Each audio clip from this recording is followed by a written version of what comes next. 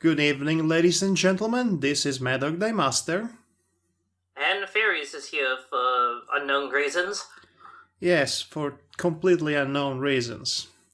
That's for sure. So, what's going on here? I have no idea what's going on here, Ross. I mean, we're having a podcast together? That's unheard of! I know, it's been so long. It really has been.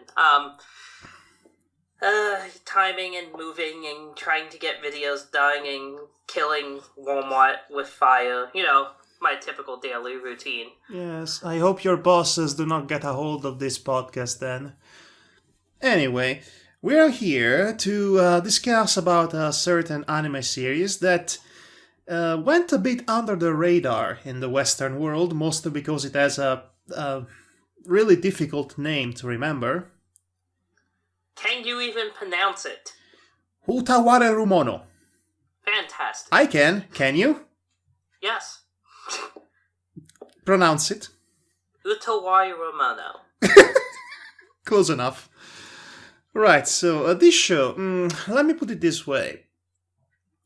This anime season, as in currently we are in the fall, so the autumn anime season, I stumbled upon a series titled Utawarerumono.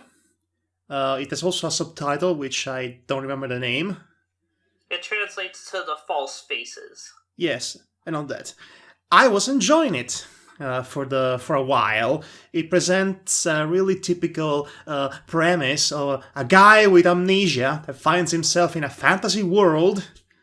And that hasn't been done before. No, it has definitely been done before, multiple times, but this one actually managed to hook me from the start, because it had a decent tone of mystery and wonderment to it, and also the two main characters happen to be really charming together. So they had a good chemistry, both comedy-wise and, relationship-wise. Then I found out this is actually technically a sequel. That was my fault, by the way. Yes, so there was an anime before this one, which was based off an eroge game, which is to say, is basically an erotic game made in Japan that Ross played. So he's going to provide us with context from that experience. But okay, so real quick, let's get some background on the game out of the way. Utawarerumono was made by Leaf, which is a shell company of Aqua Plus, which you may know for other series like Comic Party. I definitely know Comic Party.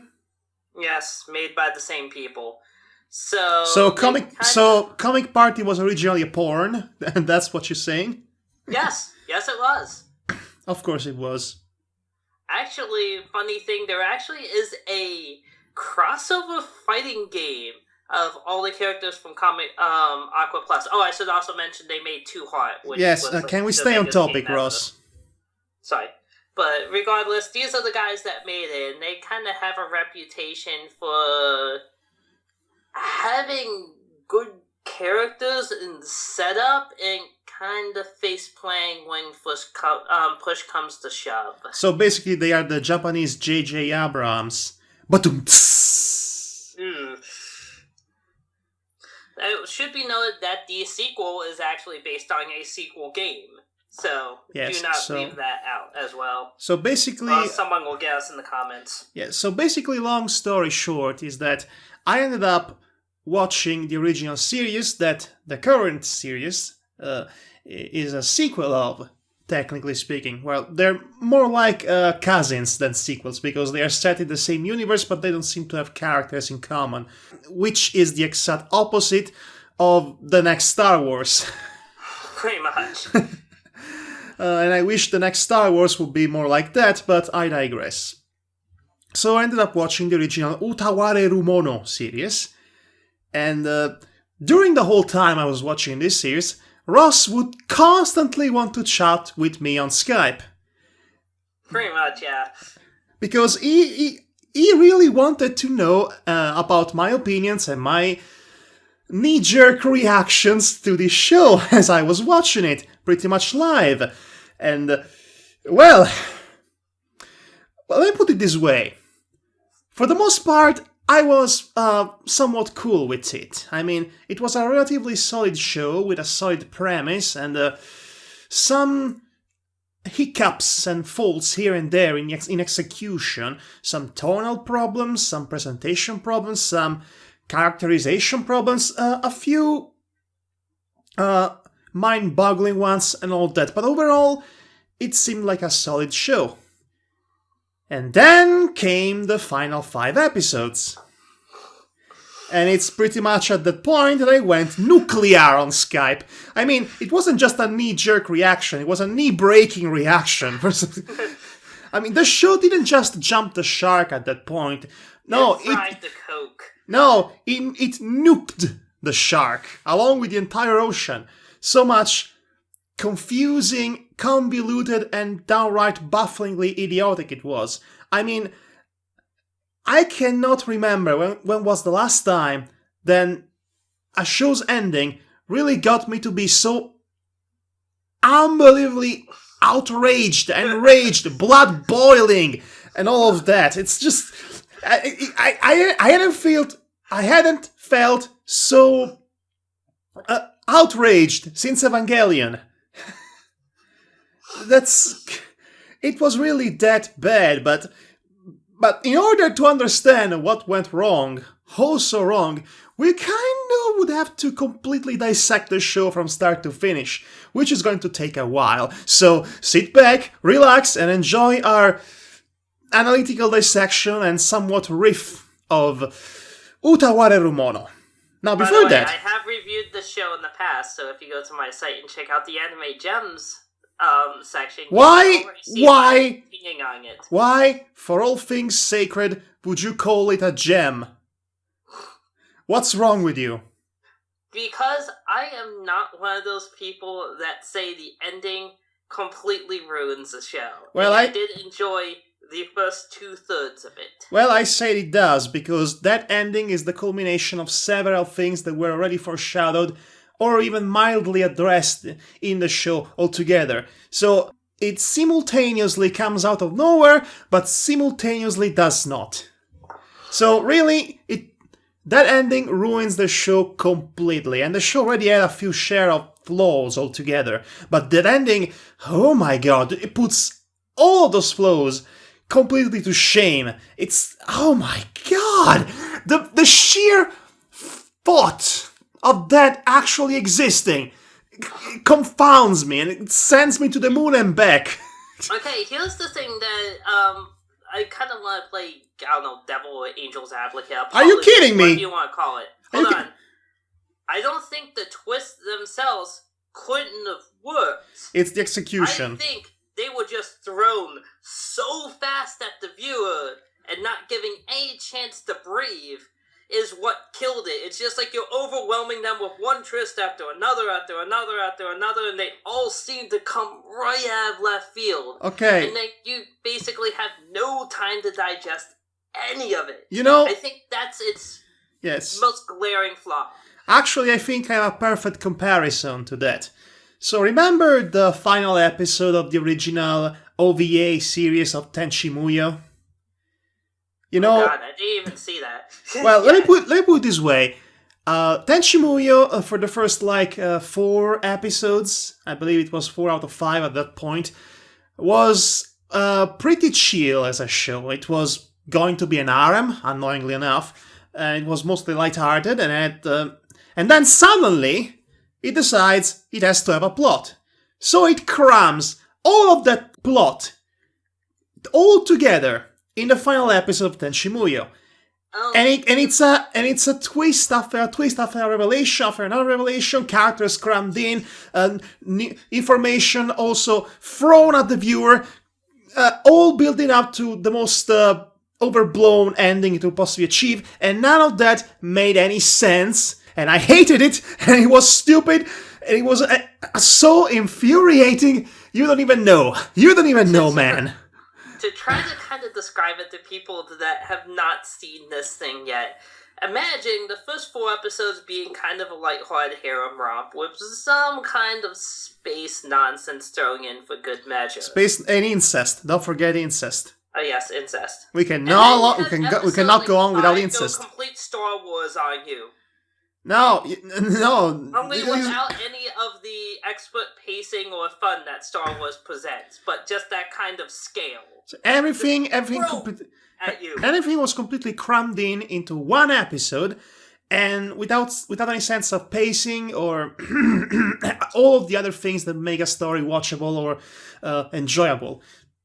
All was basically crammed into one episode. A similar thing happens in this series, in which the most convoluted and confusing plot ever put together is condensed into 5 episodes, and it still manages to be even worse than the example I just provided. That's saying a lot. I mean, the ending of Evangelion makes more sense than this. In fact, I'm just surprised that this series isn't as infamous as it should deserve to be. This show definitely... I just want to throw this out to you. This is not the fault of the anime itself. It partly is. Pacing is just as bad in the original visual novel. So this is just basically shitting his pants. You had 26 episodes to make that story work. You chose not to. That's very much their fault, really.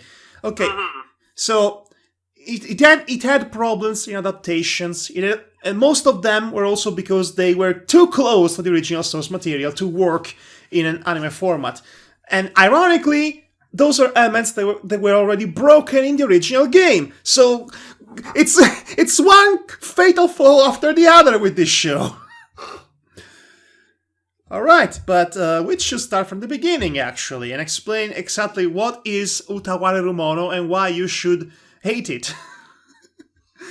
To summarize it in the most basic sense, it's the story of a amnesiac masked guy waking up in Animal Ear Girl Land. Yes, so basically it's the exact premise that the sequel has. So that's one strike to my enjoyment of the sequel already.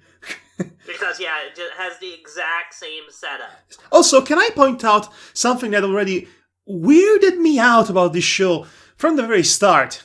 I couldn't quite digest. Everyone in this fantasy world has animal ears and a tail. The main character is the only one who doesn't have either. So how come nobody in the entire show ever bothers to acknowledge that? He is the only one in the world who doesn't have animal parts. That would be weird. Hold on, here's the other thing. The same thing happens in the sequel. I know! What is going on here? Why? I mean, if some green alien guy would come from outer space and walk among us, wouldn't we notice the difference? My only guess is they think that he's a member of some tribe that they haven't met yet. Because keep in mind that this is still a very medieval feudal world. But so even so, it's possible he could come from far away. I'm just. But even so, nobody even notices that. Nobody says anything. Which is weird because the main character actually makes it a point in both series to point out that all the people have animal ears and tails. Yes, they're literally touching them. Wouldn't that? Which was an invasion of privacy, by the way. Wouldn't that set some red flag to someone? But never mind the fact that he has a mysterious demon mask stuck practically glued to his face. Spoiler: it is his face. Yes, spoiler. Anyway, so, by the way, Ross, it has come to my understanding that you've been waiting for a long time to vent about this show, because you didn't have anyone to talk about it. Well, now you have me. Aren't you happy about it? Yeah. This is a show that I've watched multiple times. I've tried to show it to other Because no one in the West has watched this goddamn thing. Well, it is a bit dull at first, in fact. That might be a reason for it. Also, yeah, the title. The title is not easy to remember. It's one of those things I understand why they left it untranslated, because if you tried to translate it out, it would basically work out to the one of which stories are told of. That doesn't quite work. So anyway, the story. So this guy... Yes, go ahead. So this person is amnesiac. He wakes up in a fantasy world with people with animal parts on them, and apparently in this world there is a war every 5 minutes. For the dumbest of reasons, and that's literally the majority of the series. That's literally the entire series, by the way. There is a war, there is a revolution, we take over the land, and this guy becomes the emperor. Now there is another war with a nearby country, and now there is another war with this other country that wants to conquer everything, and then there is a war with this other country that thinks you're guilty for something, but it turns out they were being manipulated by this other guy you were warring before, and then there is a war. Its video game roots easily show on that, because, well, this was not only just a visual novel, but actually had gameplay in it. In fact, it's a very Final Fantasy Tactics / Disgaea-ish tactical system where you command a set number of units on the battle and have to fulfill various objectives, which is why everything is so war-based. Fantastic. So... this guy gets the name of Akuro. And, okay, I can see what they were trying to do with this main character, but it didn't quite work. Basically, Akuro represents some sort of an archetypical figure in Japanese storytelling. This idea of the noble, stoic ruler that puts the well-being of the people before him, and he becomes a person that you cannot exactly relate to, but you can look up to. Which is he's supposed to be admirable. Yes, and the problem is that that's kind of his only character trait for the most part. Yeah, basically he's the straight man in everything. And it doesn't make for a really enjoyable or sympathetic main character. Well, not relatable, that is. You're not supposed to relate to him, that's sure, but it doesn't quite work to engage the audience in the story. It probably would work better as a mentor figure. You know, I'm actually pretty sure this character is based off some real-life historic Japanese figure. Most likely. What's that noise in the background? Oh, me opening a soda. Oh, okay. Can't talk for extended lengths of time without hydration. Uh-huh. Neither do I. So this kind of character often does not work as a protagonist for the reasons we established. There are exceptions. It works amazingly as a supporting character. Yes, but okay, there are exceptions, like the only exception I can think of is Captain Harlock, because he's Captain Harlock. So yeah, you get to slide past just because you are Captain Harlock. But if you're not Captain Harlock, then you're going to be a not particularly engaging main character. Then again, he is much better than the obvious alternative. Or are we talking about Oboro? Yes, we're talking about Oboro. We're talking about the best character in the entire show. Good old Oboro. He lies. I wish him a painful death.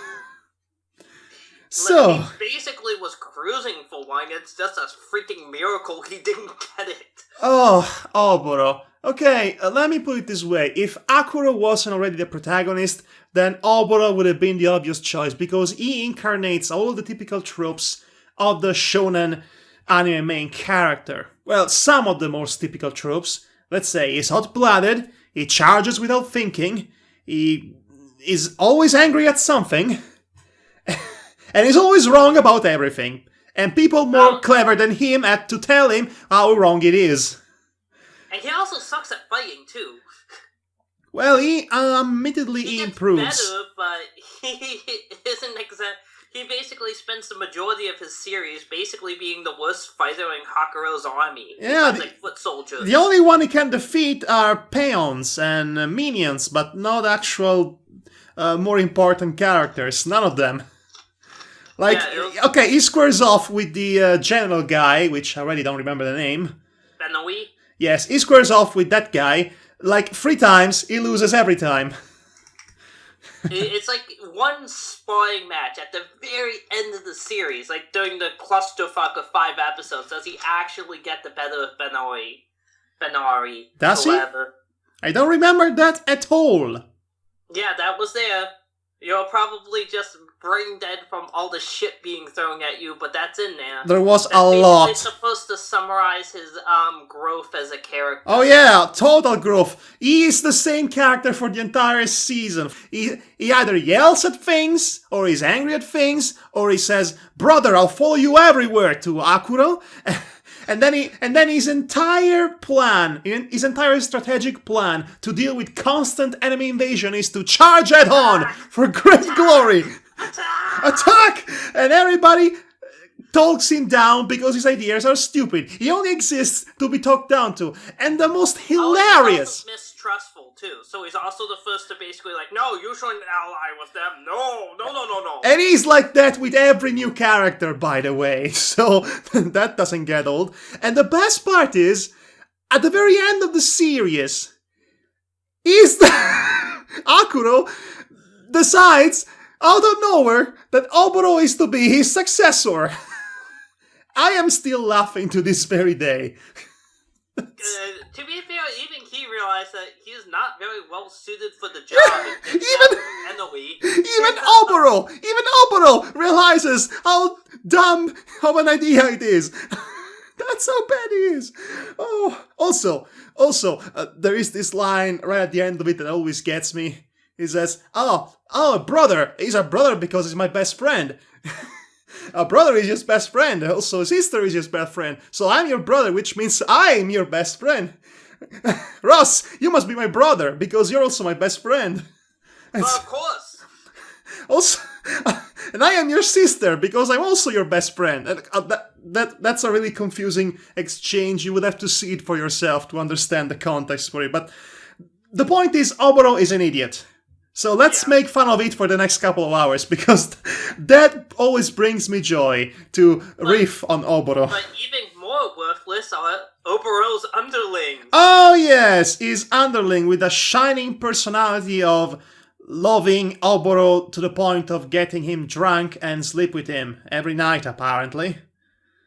Not every night, but most nights. Basically, there are these 2 archer... I'm going to give the show a bit of credit and not call them kids, I hope. These 2 archers that follow him. Now, in the anime, the sexuality, whether the gender, male or female, is left very vague. No, you're thinking of the gender. Sexuality is the gender. Yes. Well, the sexuality is they want Oboro. Yes, now. That's their sexuality. That's perfectly clear and non-ambiguous. But the gender are completely ambiguous in the anime, both the English dub and the subtitle. It never makes it clear. But if you play the original game, as I have, the boys. Okay, so there is this scene in which we are told that Oboro got drunk with the twins and basically slept with them. Pretty much. Okay. I don't seem to have a problem with this either.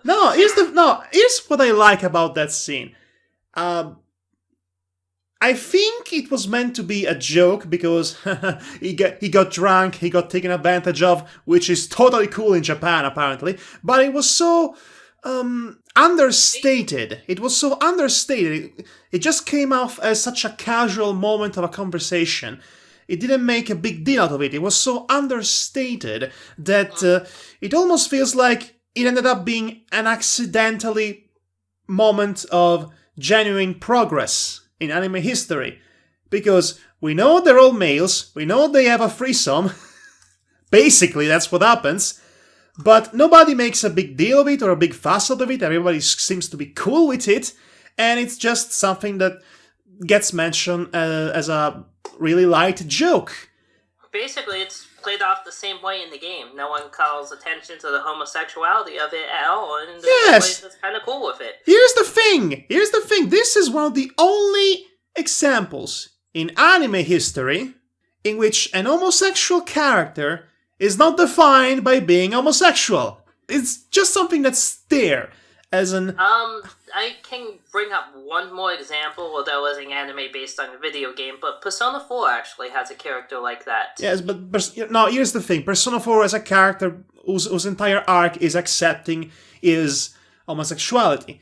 This is a character that pretty much visually has been established as homosexual, and it is not actually something that comes to play in how his personality plays out, which is funny, which is extremely funny to me, because the current sequel of that show has also an homosexual character whose only trait is that he's extremely gay, which basically which baffles me. It is so backwards. It just baffles me. So, whether by accident or not, the 2006 anime has homosexual characters that are not defined by being homosexual, while the sequel that's coming out now... But at least Oboro himself is not defined by being homosexual. No. Because you could make a case the twins are. Well, the twins actually are not defined by being anything, because they don't even have a personality. In fact, you know what? With that said, Oboro still remains the worst character in the series. Because he's insufferable. The best moment, but he's still the worst character. Yes. So actually that joke brings out a point that I wanted to make about the tone of the show. There seems to be a dissonance between the tone and the presentation of the show. Because aesthetics-wise, the show seems to be colorful, it has soft colors and bright, warming, inviting colors overall. It seems like a fantasy world, a really animated fantasy world, not much of a budget to speak of, but still, colorful. And yet, it tells this story that's this rather grounded, somewhat gritty story that involves hyper-realistic gore and violence, and warring all the time. So, that seems like a dissonance in between the tone and the presentation. The presentation seems so inviting, while the tone features some of the most gory, violent fight scenes I've seen in a long time in anime that are not censored. Yeah, there's a good amount of gore. I'm not even exaggerating. There are characters literally ripped apart, cut off in half at the middle of it, disembowelment, fountains of blood and gore. That just does not... It feels like a mid-90s anime in that regard. Yes, it feels like it does not belong at all with the colorful presentation. It's such an obvious dissonance to me. It kind of bothers me in the long run. But you know, there are also times in which the tone doesn't match with the tone. What I'm saying is that, again, usually is this grounded... somewhat verosimil narrative, understated at some point. It wants to feel realistic in some way. And then you have such moments like this, like such comedic hijinks completely out of nowhere that don't really feel like they belong in the same show, including this whole gay threesome joke, which again, it was completely understated, but it still felt completely out of the left field, because it doesn't seem like it belongs in the same story. Again, chiming in from original visual novel, there were actually a lot more comic moments like that were cut for the anime, just to try to keep the tone more consistent, I guess. There are entire runtime or whatever. There are entire arcs cut from the anime, I understand. And they were eventually re-released as OVA episodes. For whatever reason. Which had all the sexy bits, apparently. Well, they weren't complete porn like the, whatchamacallit, Aragay was, but it did have at least boobies, which is... Okay, this is funny. This is funny because a TV show from the period would have all these sexy tidbits cut off and released in OVA format. While a TV show from today, it would have all of them in it, Slightly censored, but still all of them in it. In fact, I should point out that episode 4 of the new sequel already... Which is the most recent one at the time of recording this. Yes, at the time of recording this, which I don't know when it's going to come out, but still. Episode 4 had a hot spring already. So, boobylicious breast and lollies as far as the eye can see. Pretty much. Right, so, okay, so what happens with Akuro? Who are the other characters, by the way, I should say, because there are a ton of characters. Oh, there are a ton of characters. Maybe we should talk about the supposed female lead. Yes, supposed. You know what? I started off really not caring and not liking this character because it seems like such a typical cliché. The female support character that only exists to be there and support her man, basically, and that's not useful for merely anything else. And yet, for some idiotic reasons, she gets actually to go with him in the most important moments. Dangerous things. Yes, and only in the most dangerous of situations, while all the other times, no, it's too dangerous, stay home. But hey, come with me, we had to fight the final boss, which doesn't make any sense, but anyway. Okay, so again, this is something left over from the game, unfortunately, because she was a playable character in the game and the absolute only healer in your party. So basically, she would serve the only one that could heal your party, therefore she was with you on most battles. Of course, the anime literally has nothing for her to do, so she basically gets dragged along for no good reason. By the way, her name is Ururu. Yes, in the dubbed version, she is Ululu for some reason. Or Alulu, but anyway, it's stupid. So, actually, I want to say, I started off not really liking this character at all, and especially since she was the only female character in the first, 8 or 10 episodes, while basically all the wars were fought by the man, and everything. A manly man! That was before some really cool female characters started to pop out and to get our attentions. Particularly one of them is the best character in the show, but we'll get to that. We'll save her for last. Yes. I want to say that I actually grow a bit to like her over time.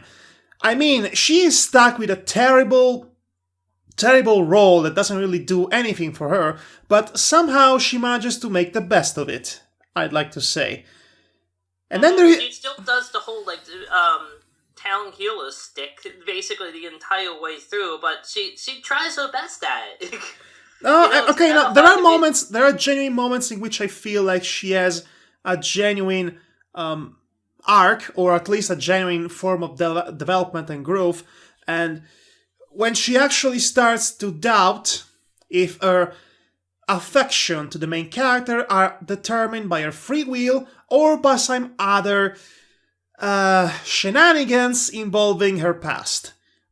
As bad as those shenanigans have, it leads to a genuine moments of growth for her character. So like I said, she does the best of it considering how terrible that role is, but that doesn't still change the fact that it's a terrible role for a female lead. So... yeah, sadly. Oh, and then there's the little one. The little one? Alulu. Yeah. Okay. Honestly, I'm going to regret saying this, but the little sister had a few more important roles. And only because she gets to ride a pretty cool, gigantic white tiger. With hair as strong as steel. Yes, but, well, that was the mother that they kill. No, he has it too. Okay. So, okay, the little sister. By the way, she has a terrible habit of dying. Often, apparently. And resurrecting. People die when they are killed, but Aruru dies twice when she's killed. No, she literally dies twice in the series. And she comes back to life both times because of literal gods. Because of literal Deus Ex Machina, basically. Literal gods being involved. I also want to give the original work a little bit of credit. There are absolutely no sex scenes involving Aruru. Oh, thank goodness. Well, okay, so actually there is a lot to say about expandable little sister. But actually we should leave that for later because it's really mind-blowingly stupid. Yeah. Oh my god. It's when the show really starts to fall into the precipice of despair and depression. Yeah. Alright, so, okay, there is the general guy, already sort of introduced. He's basically the general advisor, level-headed guy that actually gives Hakuro good advice the entire way through and is pretty good at fighting. It's also, ironically enough, we said about Hakuro being the straight man. Well, general guy... He's the straighter man. He's the straight man to the straight man. You know, all the times that Hakuro just decides, you know what, this bureaucracy of being the emperor guy and all the things that emperor have to do. Also, why it's an emperor? I mean, it's a small kingdom. But anyway, yes, so every time Hakuro just, slips out of work to go relaxing with his family, general guy takes the place and he's not happy about it. And he still somehow did not get the emperor position. Why was he not chosen to be the successor? He is the most obvious choice, for crying out loud. And by the way, he has a toady as well. He has a what now? Toady. What's a toady? Follower. Oh. Henchman. Oh, yeah, that guy. That guy. What's his name again? I want to say what's his face. I don't even remember this guy. I think that guy was even more inconsequential than Oboro in the long run. He was about the only one that Oboro could beat up. Not even that. He never actually beat him. They had like a rivalry through half the That series. didn't go really anywhere, did it now? No, it did, because he was like, no, I want big fights with Benoe now. Yes. Oh boy. And basically, the guy's just like, whatever, I'll just fucking chill here. Yes, until there is to fight. He really likes to fight. Did you know that? Did you know the guy likes to fight? He likes to fight. That's his own. Not as much as some of the other characters, but he likes to fight. But that's his only trait. He likes to fight. That's pretty much. That's his only trait. And he's loyal to Benoe. Oh yeah. About it.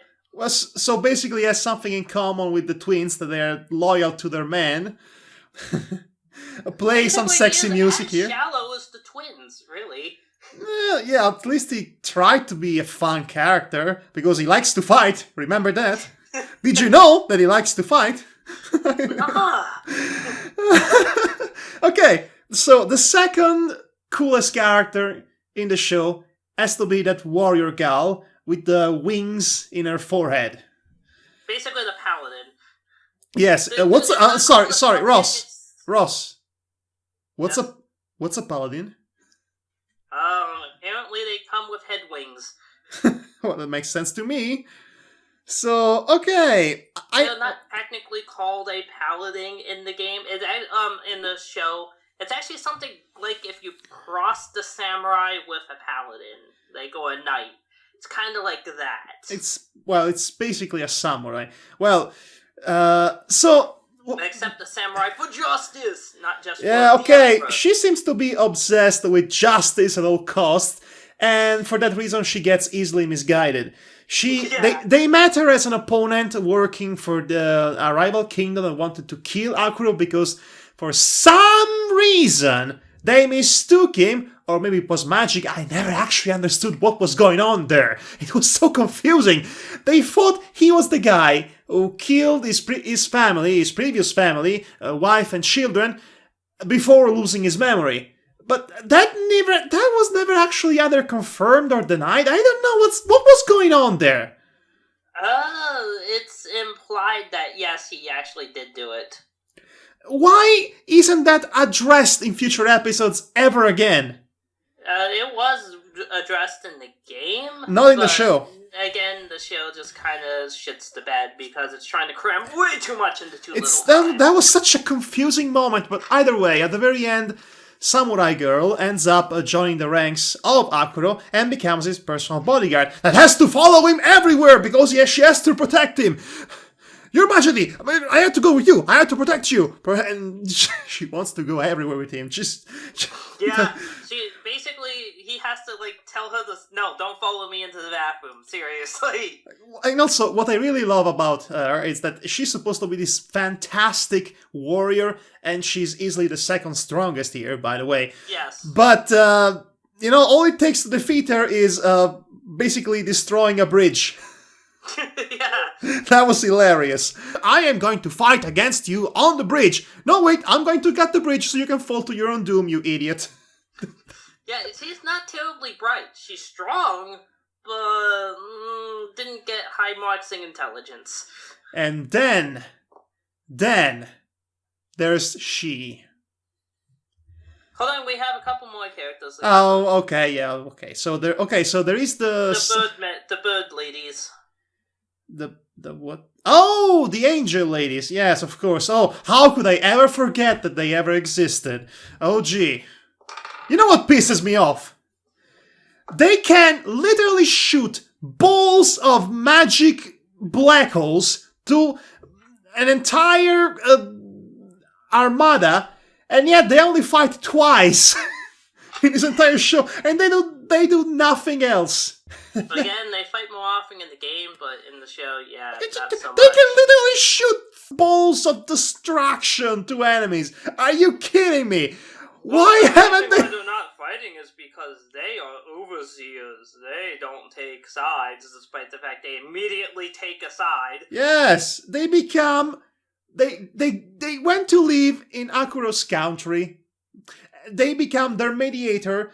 They become also their counselors. And they actually go with him in this ridiculous infiltration to a foreign country just to make that character we haven't talked about yet happy. What's stopping you from getting to the enemy lines and blow everyone to smithereens? For crying out loud, ladies. So anyway, they are two sisters. Oh, and the one bird lady, the black-winged one, which is... apparently she's a vampire! Yeah. Oh my god! That comes completely out of nowhere. Not only that, it also comes off-screen out of nowhere. Yeah. And the reason it's off-screen is because it was actually a series of Arrow scenes in the original work, which instead of trying to intelligently adapt back into the series, they decided to slash and burn them all.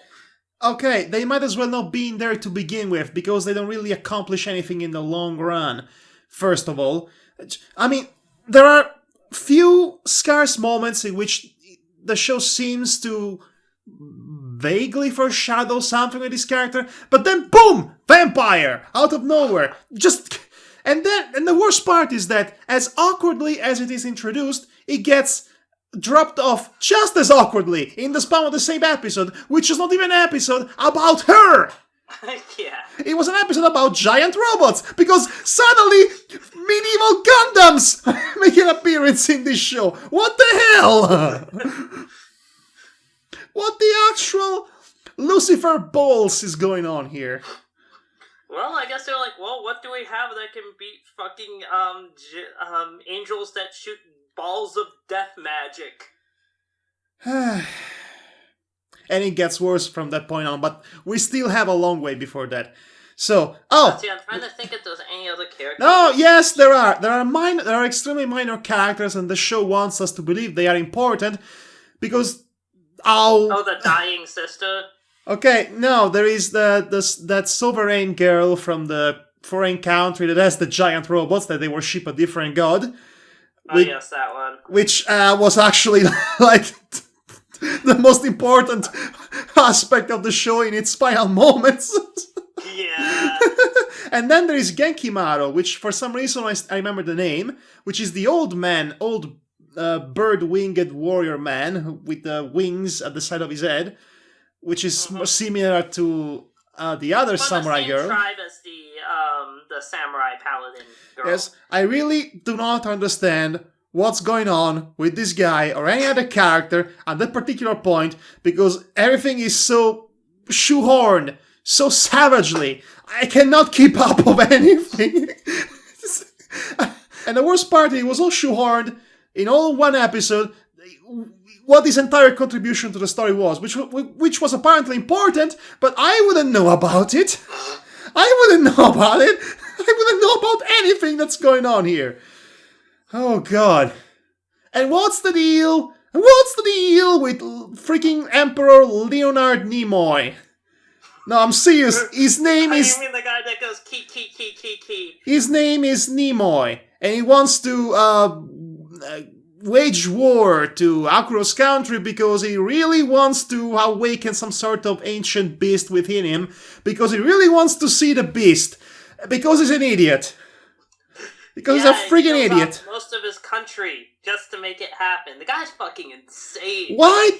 On head insane. How did he ever get to become emperor? Well, a lot of incompetent emperors are born into the position, but... How was it not a rebellion? I mean, they slaughtered Caligula for far, far less than that.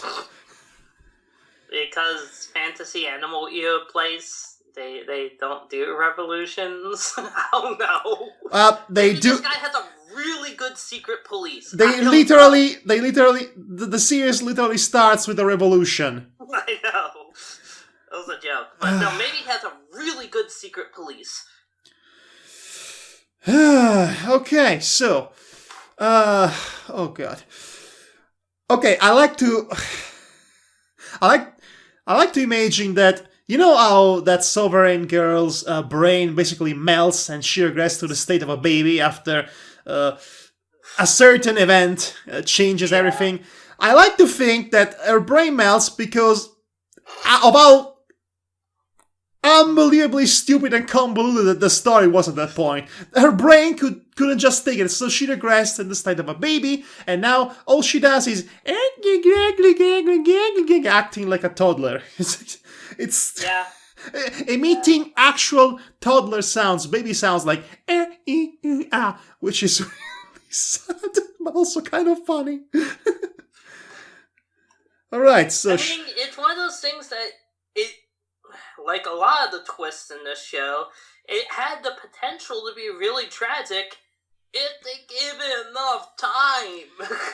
They did not have enough time to even actually properly expand and explain just what was going on with the plot. By the time we get to the climax, to the final battle, I am there asking myself, why? Wait, what are we fighting for? I don't get it. I don't get anything that's going on. What's this? Who's that? How does that contribute to the other thing? Why are you two different people? Why? How is she your daughter from millennia? What's the deal with... Did everyone die in that episode? Is that what happened? And I'm Calm down, Madhog. Calm down. It's confusing. One at a time. Okay, so we still have to talk about... We still have to talk about the best character, though.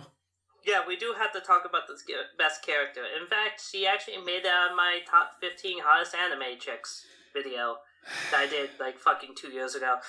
Okay, let me put it this way. She is the only saving grace to this train wreck. Because she is so awesome, such a mitigated badass in everything she does and everything she says. It just makes you happy to see her in action, and you wish against all hope that she would be the main character in this train wreck. But no, we had to focus on boring old Akuro and freaking medieval Gundams and oh god. And okay, Madhog. It's gonna be okay. No, it's not. You lied to me. Okay, so the show can't hurt you anymore. Just thinking about it's giving me an aneurysm. So this character, what's her name again? I'm sorry to say, I can never remember her name. Karula. Okay, so how was she first introduced? Because that's when the show really started to pick up for me. Okay, so basically this is shortly after they finished their revolution and established their country. Oh yeah, because we haven't mentioned that, but Akuro leads the people against the authority, and he takes place as an emperor, and that was basically the whole first arc of the series. So right after that, basically, almost immediately following that, in fact, a slave Actually, ship... there is the first square off with Emperor Leonard Nimoy before that. Oh, okay. Sorry. So anyway, a slave ship crashes off the coast of Tutsuru, or freaking I can't pronounce it. Yes, they named the country after the old grandma that died in the most tragic and completely random circumstance. Yeah, very much. So anyway, and there's only one survivor of this slave ship that crashed, and it was a single girl who managed to I can't recall it. I don't think she was restrained. I think she just came willingly with yes. Okay. So basically, people. So that's the only explanation, because she very much broke those chains with the ease of Obelix breaking chains. I cannot think of a clever analogy, but she breaks those chains really easily. That's the point. And then she emerges from the wrecks of the ship, and every single man on shore, which are all slaves, by the way, they look at her and they say, "Oh no, it's her! Kill her now!" And then I should point out that she kills everyone there barehanded. Yes, and she also puts on a really sadistic smile that glints in the moonlight, which is all kinds of cool. Mm-hmm. And so she basically slaughters everyone. With her bare hands. Yes, and she has bare hands, as in they're strong hands, like bears. That's the pun. Anyway. So eventually, after that, all the Hakuro's men find this massacre there with her like covered in blood in the center, and she just comes willingly. She's like, "Oh, okay." She kind of loses her senses at that point. Must be out of exhaustion. So anyway. Hold on one moment. I have to go retrieve my dog. I'll be right back. Okay, I'll talk about her some more. Okay. So, well, she turns out to be quite an asset in the long run. She's cool, confident, and she just likes to chill and drink sake and spend time with people. Also, she has an Herculean strength. In fact, she is so strong, they had to make a specific custom weapon for her. A custom weapon that's about as big as heavy as the Dragon Slayer from Berserk, because it's the only weapon that wouldn't break when she uses it. So, after quote-unquote proving herself, she becomes part of Akuro's entourage. And things start to get fun, by the way. Also, curiously enough, she seems to be a longtime friend with one of the angel ladies, specifically the blonde angel lady. The one that's not a vampire, that is. But I never quite understood what was the deal with that. I'm pretty sure the game expands on that, but their relationship is just left there in the background and doesn't really go anywhere. Which bothers me a bit. I mean, what exactly was going on with those two? What is their shared past? I feel like it needs some expanding, you know? I can tell you a little bit. They were childhood friends because they were both born in the royalty, and they actually saw each other quite frequently before the incident that caused her to get sold into slavery. But whether you wish to expound upon that or not is up to you. Okay, so they were lesbians together. That's my headcanon. Okay, go ahead, headcanon that. That's about it. That's a fanfiction. That's a wrap. Alright, so... I support it. I'll ship them. Okay, so she has a 2 episodes long arc, which isn't much of an arc for her as it is an arc for her little brother. Because the good thing about this character is that by the time she's introduced, she's already a fully developed, fully grown character that doesn't really need any change at that point. And Her little brother, on the other hand, needs to learn how to be a man. So she teaches him how to be a man by punching him in the face. A lot. Yes, as sisters are wont to do. I love how this arc begins. So basically, Hakuro ends up hearing about a revolution in somewhere far away. And yes, because after they finish taking out Nimoy, I think. Yes, because if there's not a revolution in this universe, there's an invasion, and vice versa. So the point is, he's already just fresh off of a war, and he's like, no, we can't do it. We cannot get involved in this. We're too vulnerable right now. And so later Karula, comes to him in private and begs him to go, and he still turns her down. So she's like, okay, so here's how we're going to do this. I'm going to have sex with you, basically. That's basically, she offers herself to him completely, and he still turns her down. Which doesn't happen in the game, but regardless, that's about the only minor sexy bit that's even remotely left in. So basically, her response to this is, oh, okay, well, we're going. Literally ties him up in his sleeve, slings him over her shoulder. And the best part is, everyone is actually on board with that. I mean... Basically, she, starts calling him off, comes across characters as they're going. They're like, what are you doing? Oh. I'm coming with you! I'm coming with you, adventure! And the Emperor is all like, why me? Save me! Please!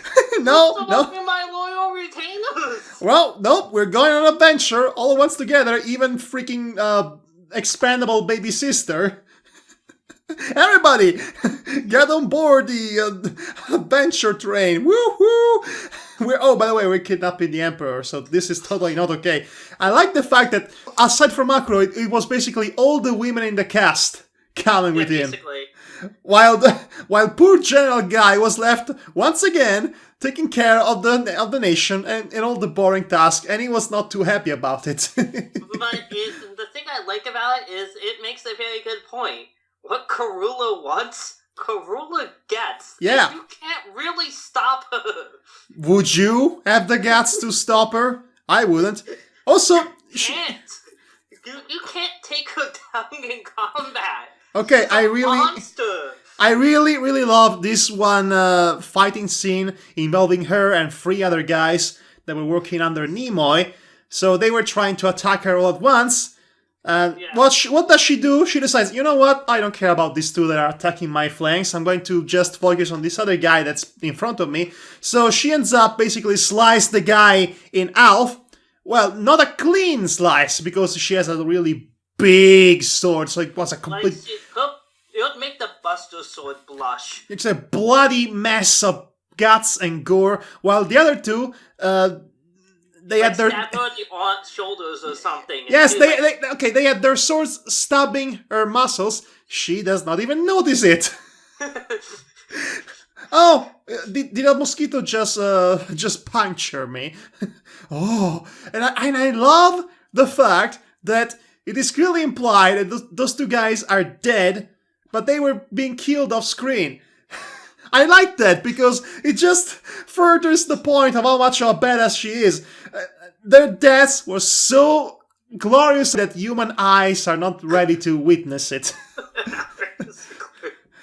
You managed to make her bleed her own blood. That's better than most men can claim. I did not think... No, I think she didn't even bleed, in fact. She does not bleed! She does not bleed! Okay. I'm pretty sure she did bleed at some point during the series, but whatever. Not because of the stabby, though.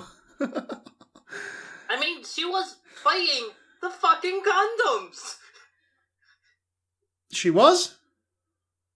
Was she in the show? I know she was in the fucking game. No, Akuro was actually taking Gundams one-on-one, as dumb as it is, with his freaking metal fan.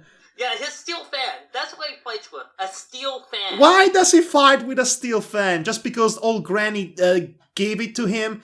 I think there are more practical weapons to use other than a metal fan, especially if you're fighting a giant robot. Yeah, well, here's how it goes in the game. if Hakuro dies, you immediately lose. So, you're not frontlining with it. If anything, you're just using him to pick off weak enemies to get a little bit of experience so his level doesn't stay pitiful. I see. So I guess they figured the player would be playing like that, so giving him a useless-looking weapon kind of hammers home the point, do not send this guy into the front lines. And if you do, and if you piss him off, he turns into a freaking giant demon god or some kind. You know what's the most disappointing thing about the game? You can't play as that thing! Well, that's disappointing. But not as disappointing as what the anime ends up being. I just say, he transforms into a giant fucking monster god, and you can't ever use it. That's like a cardinal rule of gaming you just broke. Okay, so after all that, I think it's sadly time to talk about the ending, or at least the climax, or the last 5 episodes. Or where the shark gets nuked. Yeah. Oh god, how do I want to start off that, up until this point, the show has been mostly enjoyable. Mostly, but it's solid, but it's lackluster, but mostly enjoyable, especially when you have Karula doing her thing. We couldn't have nearly enough of that character. I know, right? I just love the way others react to her. Okay, so the guy who loves to fight, he tries to lift her new custom weapon. He couldn't. Then she comes in that this weapon is too heavy, and she easily picks it up with one hand, and they're like, and she's like, "Oh, this is about right." And Hakuro asked someone to forge a sword that could not be broken. And the blacksmith brings in and is like, well, I consider it a failure because no one could lift it.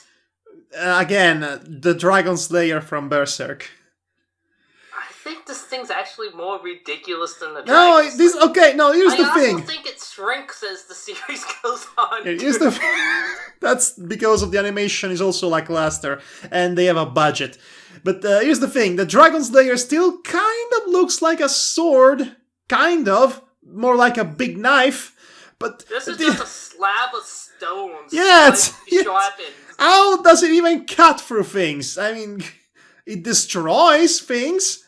That's for sure. It completely... It cuts through things the same way that a Keyblade cuts through things, okay? Well, let's go with that. So the ending. Oh god. Ross, help me out here. How do we even start to talk about the freaking ending? I suppose we should start from the very beginning, chronologically speaking. Ending? No, the very beginning of the chronology here. Well, there's really not a whole lot to discuss. Yes, but it gets more insane. It gets more and more insane as it goes on. So I guess the starting bit is after war, this bunny-eared princess, emperor lady, who has been occasionally visiting Hakuro before this, just kind of shooting the shit, kind of interested in how this complete unknown just took over a country and is keeping it alive, even up against. Yes, it's that would be the sovereign of Gundam Country. But I was actually talking about the very beginning of the lore. Oh god, that kind of beginning, the most insane. Again, the best part is it gets gradually more insane as more details are revealed. But apparently, long story short, this fantasy world is, well, basically a post-apocalyptic world, much like Adventure Time, you know? Except it's stupid. Okay, so what happened is, for completely unexplained reasons, the Earth has become mostly inhabitable to normal human beings. It's like the film Monkeys. Let's go with that. Okay, so basically the last remnants of humanity are underground trying to make a basically new version of humanity that can survive the harsh conditions. Apparently, and also I like to think that I took inspiration to make the new humanity by visiting for affinity. That's the only explanation why they have animal parts. So yeah, basically they're like, so if we're splicing animal parts from other animals, we can make a hardier version of humanity. And then they find this fucking ice guy, this creature frozen in ice. Which apparently scientists have determined it was the missing link between monkeys and man. Which makes no sense because it looks like neither. Yes, it's a freaking alien god or something. You know what? It might as well be Genova. It basically is Genova. So anyway, eventually this shit is... Alright, so... Okay, so a random... relatively fucking vague way... Okay, this is... Okay, here's the thing. Wait. This is what I gathered. This is what I deduced happened based on what it was... about one scene. A guy gets shot and his blood spills on the thing and that awakens it. I can only deduce that the thing looks like the guy that was shot because it absorbs his blood. I can only assume that is what happened because otherwise I would be really confused. Yeah, so basically, and this is before the post-apocalyptic point, but when it's originally discovered, some researcher basically turns on another researcher and shoots the guy there. It's not really explained why this happens. It was secure, top secret. You're not supposed to know.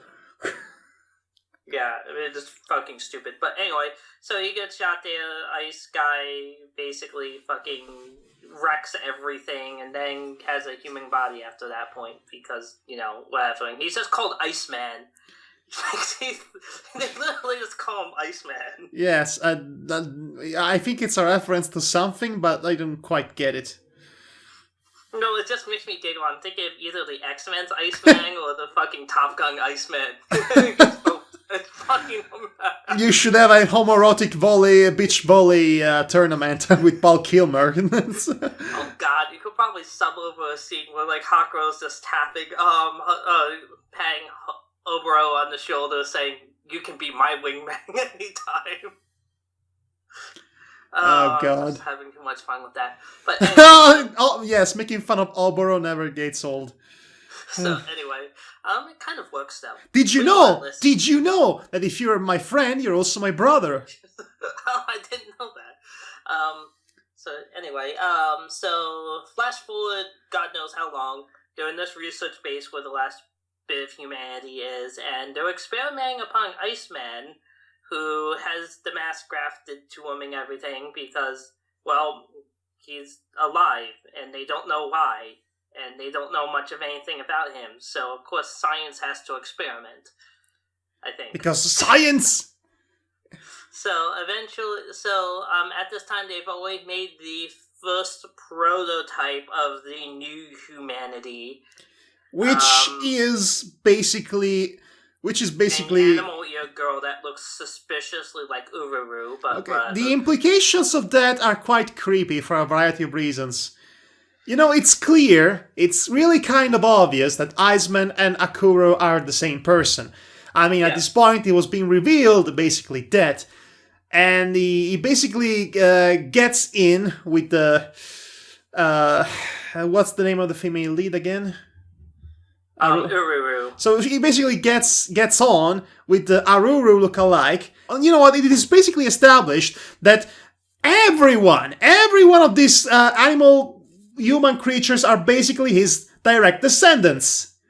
For some reason or the other. Maybe. Because you did see a crap load of them escape from the laboratory. I actually think they made them using his DNA. They may have made them using his DNA, yes. But here's the thing. So Akuro and Iceman are... No, I think they were experimenting on him to try to make a replica of his mask to basically allow them to actually go upon the surface as actual humans and not need humanity anymore. Okay, but still, think about this scenario. Iceman gets on with the Aruru look-alike. And they get a daughter together, which basically implies that Aruru is the direct descendant of this girl. Which means that Akuro, in present-day fantasy world, is basically going to get on with his freaking granddaughter plus infinity.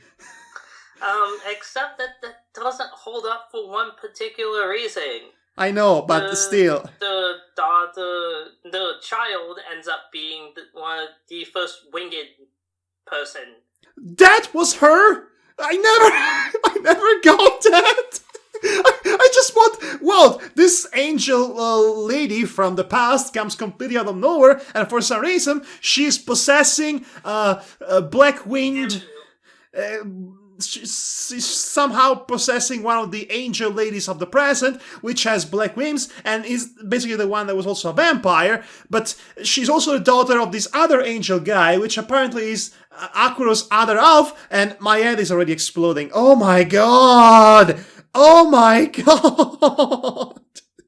Yeah, so basically to try to sum it up, Hakuro basically... Iceman at the time. Hakuro and I think one other researcher basically... It was Iceman at the time.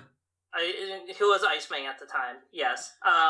Basically let all of the new humanity, the animal ear girls, escape into the wild. In a scene that seems out of Assassin's Creed. Bonus content, that is. Mm-hmm. So they... Hakuro and Aruru look alike. I can't remember her name.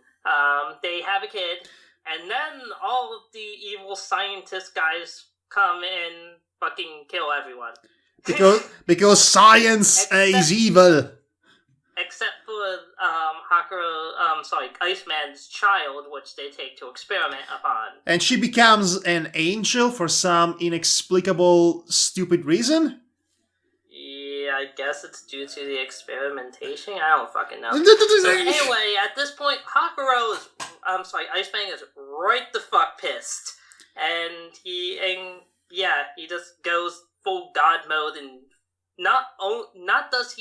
he doesn't kill the researchers. No, that'd be too good for them. He turns every last remnant of the past humanity into level 1 slimes, basically. They turn them into the basic Dragon Quest enemies. So whenever you're playing Dragon Quest, you remember, if you kill a slime, you're actually killing a human. You're killing a scientist, an evil scientist. So at this point, insanity ensues. Well, even more insanity, because the giant monster he turns into basically is too powerful to contain himself, and he literally splits into 2 different people. One of them is the main villain of the story, which is another really generic-looking angel guy that apparently was behind everything that was going on at any given point in the show, and apparently was also coercing this medieval Gundam nation to fight and whatnot, and I never actually understood what his motivation was. Basically, it's just kind of a karmic thing that those two are always kind of destined to come into conflict with each other. Typically, they even say in the show and the game, where if it comes to a situation where they're supposed to directly fight each other, one usually immediately backs down just because of the potential cataclysm that would result, and basically goes to sleep for generations while letting the other one rule. Yes, that was so well explained in the show, along with everything else crammed into 20 minutes. Again, this is just me deciphering the nonsense. Okay, here's the thing. But this time, Hakuro's like, "No, we finished this!" What exactly are you going to finish? Because, okay, here's the thing.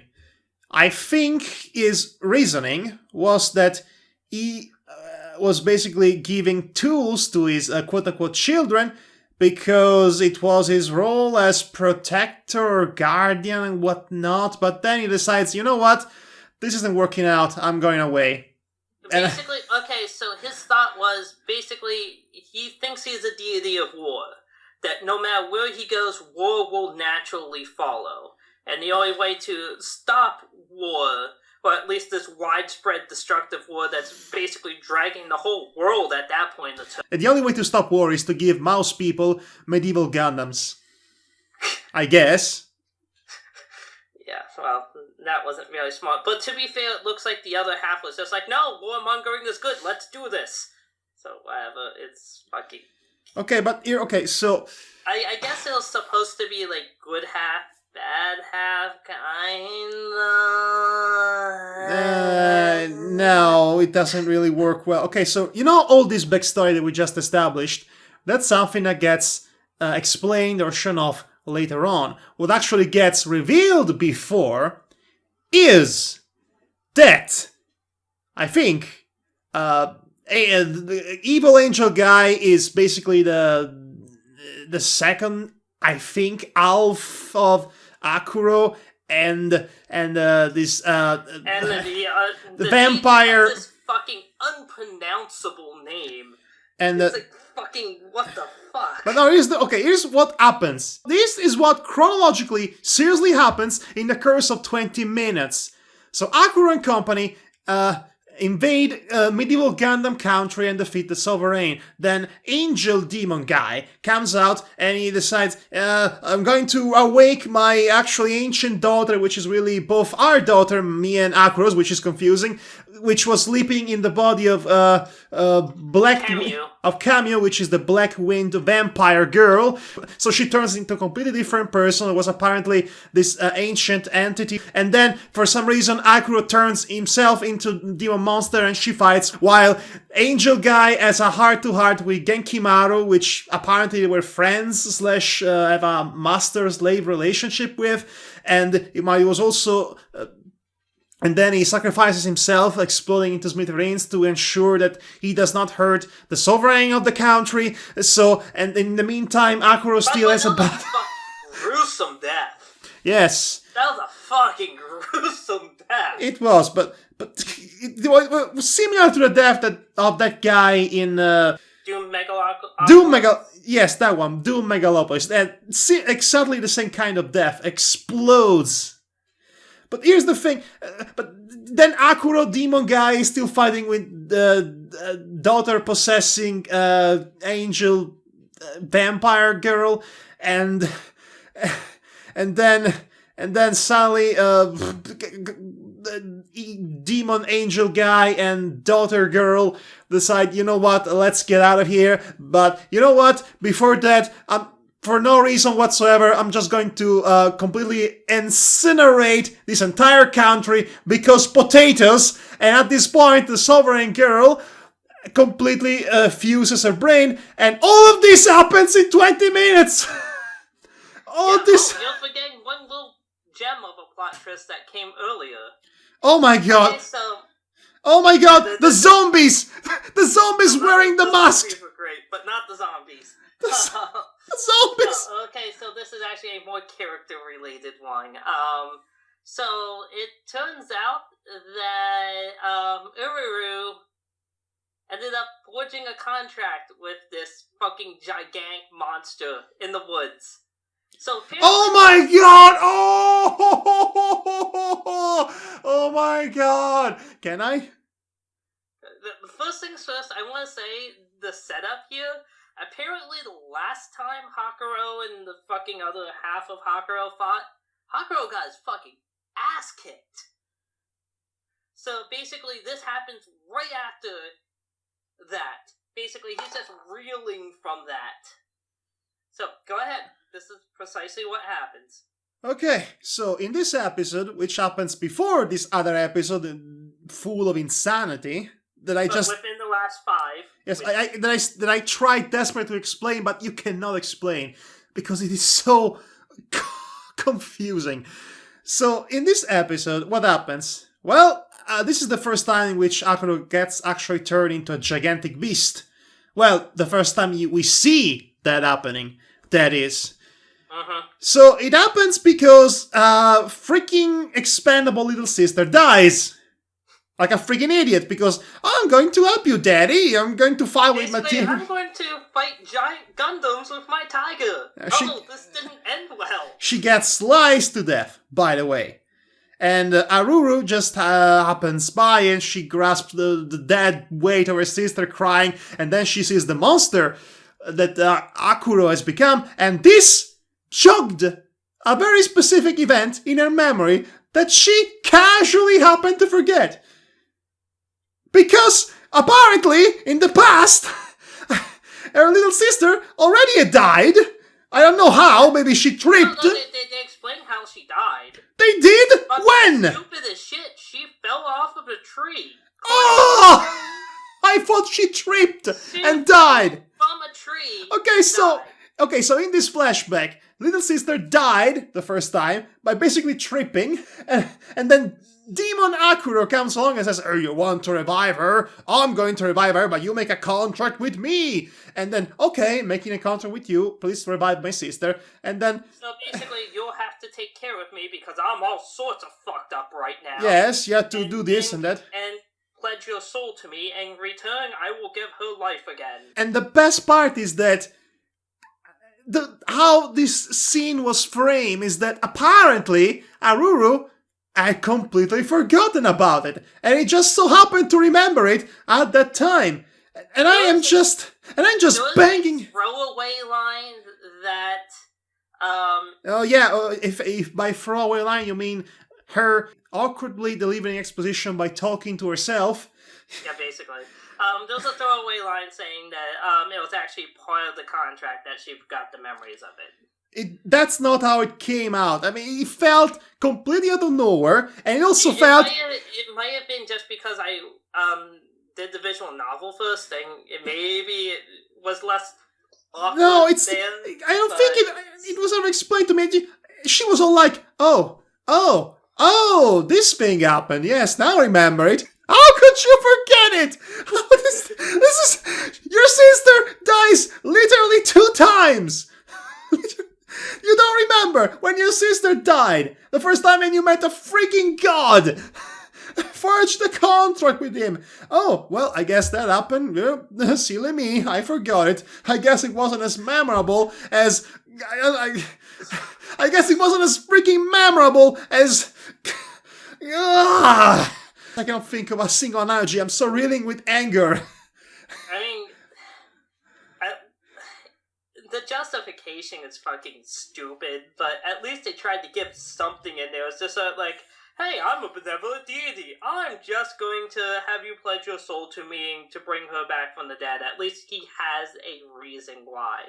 Because he started off really messed up at the beginning of the series. It wasn't just he lost his memories, but physically he was in tatters. It's a bit that's easy to forget. It's a bit that's not really expanded upon at all in the show. In fact, when it's not completely cramming information to the point that nothing matters anymore because you cannot pay attention of it, you're physically unable to follow this mess. Then imaging everything else. You know what? You know what pisses me off? Everything in this 5 episodes? Angel Lady knew all along, and she didn't say anything. Yeah, Utawarerumono, yeah. Oh god, I hate everyone here. I hate everyone. Aside, well, not Karula. No, she's awesome. But she had nothing directly to do with this mess, so... Oh god, oh, and this leads to... the climax in which both Demon Akuro and the other half of him fight to the seeming death. And then they basically fuse, and then all the heroes of all his underlings basically fight him, so he gets sealed for all eternity. And I like the fact that the scene in which he says adieu and goodbye to everyone lasts for freaking forever. It feels like the 9 episode. It feels like the 9 endings. God. Feels like the 9 endings of Lord of the Rings crammed into 10 minutes. It never ends. He literally sits there and addresses every single character one by one. Oh. It's just like I know you want to have a tearful goodbye, but couldn't you have this scene, like, before he goes and fights him, because you know that he's probably going to end up in this state? It would make more sense doing a one-by-one basis, not when the seal is happening, because, you know, if it's that fucking slow, then couldn't you have broken out of it at, like, fucking any time?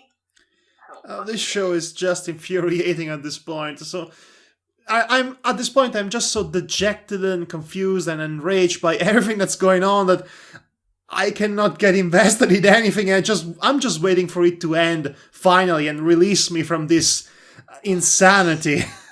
To recap, we have a ton of plot and exposition, basically crammed in into 20 minutes, with a series of throwaway lines, basically, a poorly expanded upon backstory that really seems more something out of the second half of Disgaea 4, in retrospect, and a nonsensical convoluted story that doesn't have room to breathe at all, which was pretty much shoehorned in the last 5 episodes, with only limited amounts of scarce hints throughout the majority of the show, which was all in itself to focus on fighting a single different war each and every episode, which got old, and everything with Obor also. But I still maintain that these particular twists could have worked. They didn't. All of them in the show, but it needed a lot more time to do that. This show had needed them peppered in. This show had 26 episodes to expand and explore its story, but it spends the vast majority of these episodes with pointless wars, and then it crams everything in the last 5s, and it just becomes... Gang, I still want to point out that this is not exclusive to the anime. This is a failing of the original work as well. But that doesn't justify... That does not justify this anime from being bad. They wanted to be a good adaptation, they had to rip apart the source material. Instead, they just translated it in the same way it was, and the pacing suffered for it. The pacing and the narrative as a whole. Well, that's rather common with adaptations of this sort, sadly. It's not rocket science. I've never seen any video game visual novel to anime format and it not had pacing problems. It's just kind of something that comes with the territory, sadly. So because of this, now I can no longer enjoy the sequel that I thought I was enjoying. To go back to the beginning of this podcast. Oh god, Utawarerumono, such a trip. Just gives me a headache just to think about it. It was just shocking how wrong so quickly this show went. I was so taken aback. I was genuinely shocked when that episode that culminates with the genocide at the end, and I was just, what just happened? What is this? He didn't want to watch the final episode. He was just like, I'm done, guys. Fuck. Oh my god. Is there anything else to add at this point? Just that I'm very worried about the sequel for a couple reasons. Well, I already seen what you've mentioned before, but also because, well, the game just came out in September. The anime series just started airing at almost the exact same time, which means that they had to have been in production at the exact same time, which seldom ends well. You know what? This might actually be an opportunity for the anime to go in its own direction, which, judging from what you told me about the source material, it's by default a better decision. No, something that's interesting about the sequel game is it's not an eroge. I don't really care about the eroge. I just care about... But it's just... I just find that odd. In fact, it wasn't even released on PC. It's a PS4 and Vita exclusive, I think. Huh. It's just so far removed from its source material, just in its prequel, in just about every way. It's kind of weird. It's not even That's what I'm trying to get at here. It's not even a strategy game. It is a strategy game. That's about it. That's about the only thing it has in common. Maybe it's trying to compete against this Gaia, which came out more or less at the same time, the latest one. I doubt it. And if it's anything like the first game, there's nowhere near as much freaking depth to it. Okay. So, Utawarerumono, potentially enjoyable show, completely botched and butchered in the finale. Whether you would like it or not completely depends on your ability to disregard those last 5 episodes. It's kind of hard not to, considering it's supposed to be the culmination of Akuro's own story. So good luck with that. Well, you can still enjoy the characters. Ross, one good character does not save a train wreck, Ross. It just makes you painful. It just makes you sad because that one character you like is in a bad show. Well, like I said, I didn't find it complete garbage, or at least as much as you did. But the ending still sucks. I will completely agree with you on that. 150%. The ending is garbage. That is possibly one of the worst endings of any anime show I've ever seen. And considering what I've been put through, that's saying a lot. Yeah, actually, I've watched more than my fair share of terrible shows lately. Oh, God. So, it started with Charlotte. Thanks, Madhog. Well, I stopped watching it after a while, realizing it was going to have time travel in it. It works about as well as you imagine it does. Charlotte... You know what it needs? You know what it needs? It needs more Rick and Morty. Here's what it comes down to, okay? Charlotte is getting a show that could have worked if it had doubled or tripled the screen time. Everything is so crammed in here. It's very telling that he is a visual novel developer because they made Charlotte and Angel Beats, and both their anime-only works suffer from the exact same problem. They don't have enough time to do what they want to do. And everything feels completely and utterly rushed because of that. I mean, think about the Opus, Clanad. They want, like, fucking 40-something episodes to make that work. Yeah, and you know, the first few episodes of the second season were completely unnecessary too, I'd like to say. But they needed 40 episodes to make that work. Yes, they did. My point is, these are people used to writing at that kind of length. Mm-hmm. You can tell that that's what they're comfortable with. They want to have as much time as they can, as they feel they need to tell the story that they want to. So when you put a hard cap on the amount that they have to, on like a hard episode cap or a hard game length on them, whichever you were to do, they don't know how to deal with that. Okay. Ross, I think it's fair to assume we are done talking about what... this can be a completely separate podcast right here. Basically, all the recently that he fucking rages against. No, I actually want to stop this right now before it goes for too long. We're done dissecting Utawarerumono and basically raging over and making fun of Oboro. Actually, you know what? Never mind. We will never stop making fun of Oboro. He exists for our amusement. It's a dance, monkey dance kind of relationship. So what, is he just going to be a running meme in all of your works? Like, whenever there's someone disappointing or annoying, you're just going to basically compare him to Oboro? There is out there far worse than Oboro, so it wouldn't be fair. Okay, well then you definitely didn't make Karula a meme then. Well, there aren't as many female badasses as Karula as of late, at least in my experience. So, you know what? Let's end on a high note.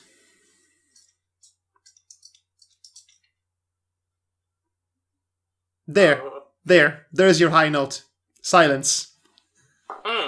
Fantastic. So, thank you for joining us, everybody. This has been Madhog Daymaster.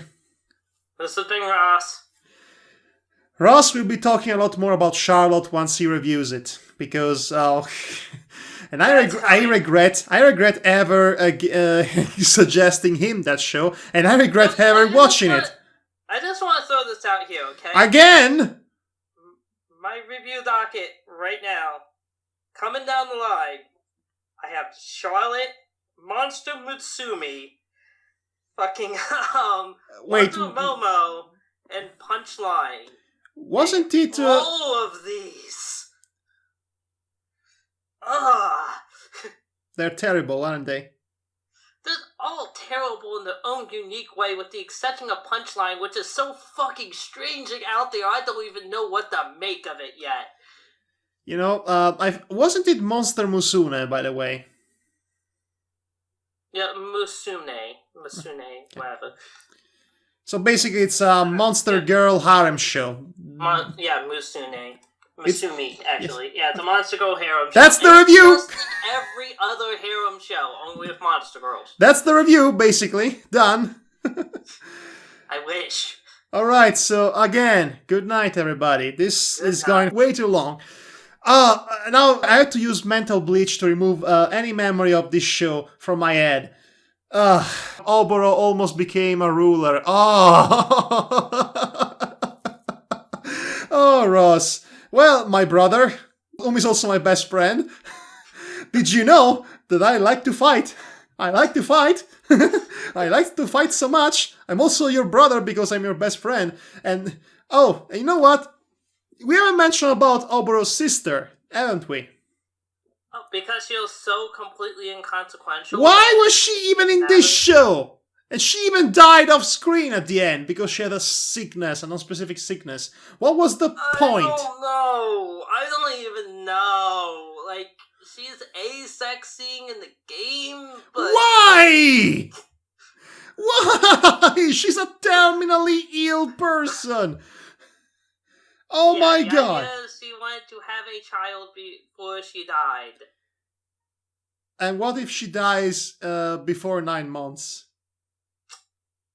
Well, apparently in the game she does have that child, so yeah. So in the game, Akuro basically has sex with every single female character. Pretty much. And what kind really of optional? So what kind of a terrible protagonist is this? He doesn't have sex with Aruru, at least. Go to hell. And speaking of which, again, this is where the podcast ends. You sure?